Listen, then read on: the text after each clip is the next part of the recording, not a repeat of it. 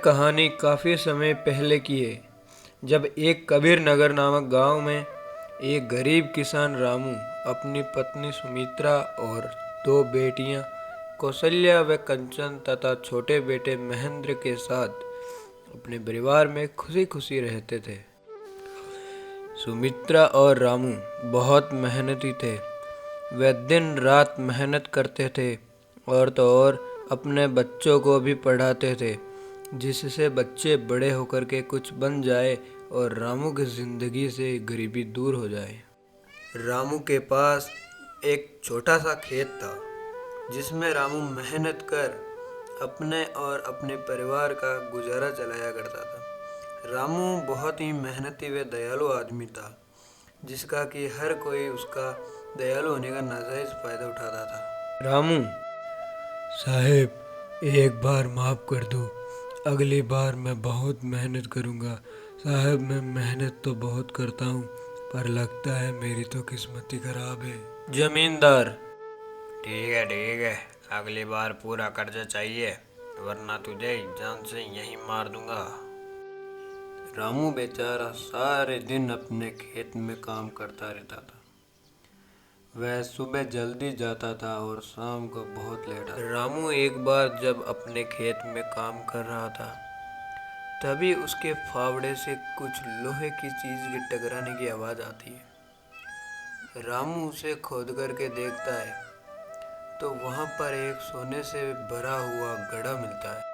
रामू घड़े को देख करके बहुत खुश होता है, लेकिन फिर वह बाद में सोचता है, यह घड़ा यहाँ पर किसी का खो गया होगा। इस घड़े को मैं सही मालिक के पास पहुँचाना चाहिए।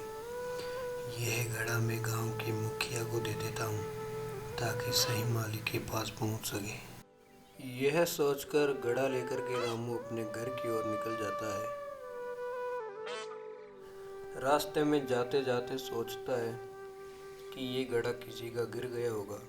इसको हम पहले अपने घर पर लेके चलते हैं, उसके बाद में हम इसको गांव के मुखिया के पास दे देंगे, ताकि यह सही आदमी के पास पहुंच सके। घड़े को देख करके रामू के बच्चे बहुत खुश होते हैं और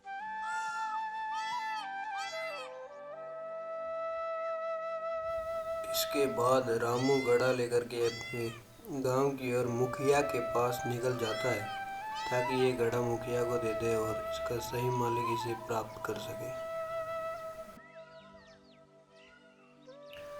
मुखिया के पास पहले से ही बहुत आदमी आ रखे थे। रामू मुखिया जी के पास में जाता है और देखता है कि मुखिया जी के पास में पहले से ही बहुत आदमी इकट्ठे हो रखे हैं। रामू मुखिया जी को जाकर के अपनी आप बीती सुना देता है। रामू की ईमानदारी को देख करके मुखिया जी बहुत प्रसन्न होते हैं और वहाँ इकट्ठे सभी लोगों से तालियां बजवाते हैं, जिसके बाद मुखिया जी ऐलान करते हैं, जो भी इस घड़े का असली मालिक होगा, वो 3 दिन के भीतर आकर के अपना घड़ा ले जाए, वरना 3 दिन बीत जाने के बाद में इस घड़े का असली मालिक रामू होगा।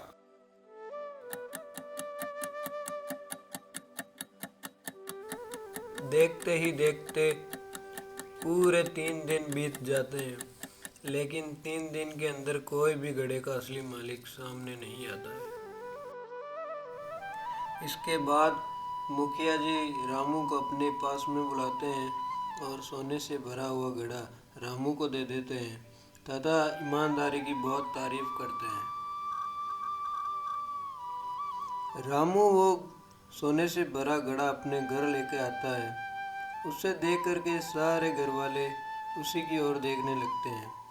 सारे के सारे उसके पास में आते हैं और खुशी के मारे नाचने लगते हैं कि आज तो हमें घड़ा मिल गया, आज तो हमें घड़ा मिल गया, अब हम अमीर हो गए। जिसके बाद रामू और मेहनत करता है तथा अपने लिए और खेत खरीद लेता है, जिसमें रामू और उसकी पत्नी बहुत मेहनत करते हैं। अब रामू और उसकी पत्नी दोनों एक साथ सुबह जल्दी उठ कर के खेत में काम करने के लिए जाते थे और अब वे पहले से ही बहुत ज़्यादा मेहनती हो गए और मेहनत करते हैं।